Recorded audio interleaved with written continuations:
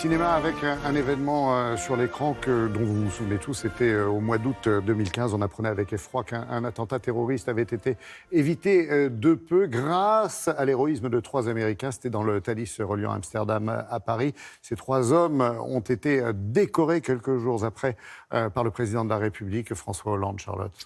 3 amis d'enfance, 3 Américains, 3 héros. Pour vous replonger tout de suite dans l'action, je vous propose un court extrait. On les voit arriver à l'Élysée pour se faire décorer par François Hollande.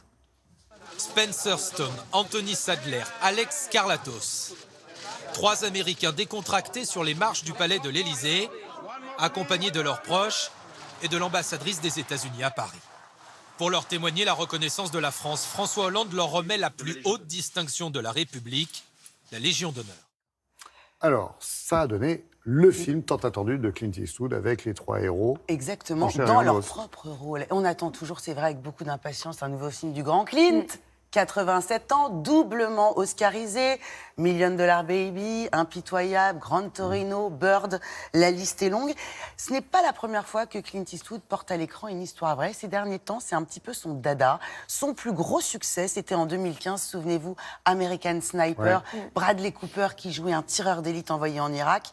Et on suivait son choc post-traumatique. Et puis son dernier film, Sully, avec Tom Hanks, là encore une histoire vraie, l'histoire d'un pilote de ligne qui avait atterri avec 155 passagers sur le fleuve Hudson. Cette fois-ci, une histoire vraie. Vous l'avez dit, les 3 soldats dans leurs 3 rôles. Ces 3 soldats qui ont réussi à arrêter ce terroriste qui était prêt à faire un carnage. Il y avait 500 personnes à bord de ce Thalys qui reliait Amsterdam, Paris. 3 copains d'enfance, 2 soldats, l'un dans l'armée de terre, l'autre dans l'armée de l'air. Et le 3e, lui, il fait des études de kinésiologie à Sacramento. Ils étaient à Paris la semaine dernière. Nous les avons rencontrés. Hello. Nice to meet you.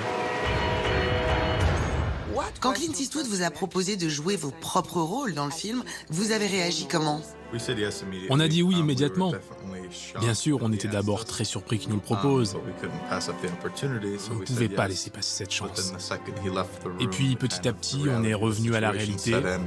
On s'est regardé et on s'est dit, est-ce qu'on va en être capable? On n'est pas des acteurs. Depuis toujours, tous les 3, on est des grands fans de Clint Eastwood et de son cinéma.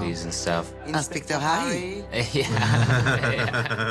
No, you should have heard this guy. He was talking about how life is catapulting him towards something like some greater purpose or something like that. You still think that?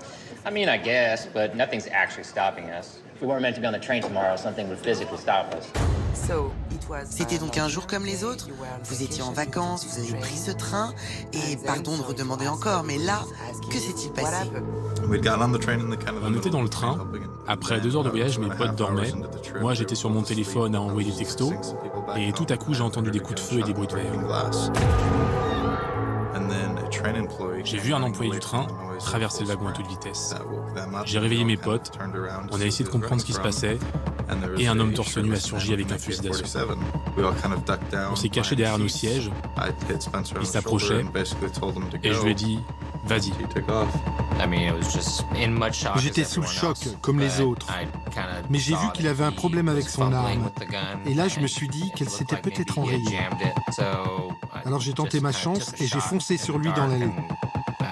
Il a pointé son arme sur moi et il a pressé sur la détente.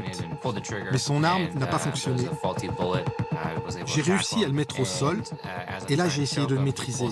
Mais il a sorti un pistolet. Alec est arrivé et lui a arraché l'arme de la main. Et à ce moment-là, il a sorti un couteau et m'a coupé au cou. Après, on était tous sur lui à lui mettre des coups de poing, des coups de pied pour le maîtriser. Finalement, je lui ai fait une prise d'étranglement et il s'est évanoui.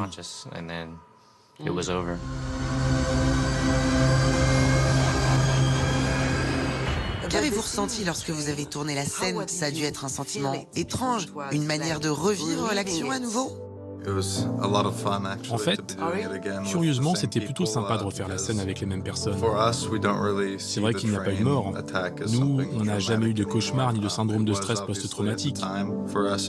Aujourd'hui, on ne voit plus cette attaque comme quelque chose d'aussi dramatique qu'à l'époque.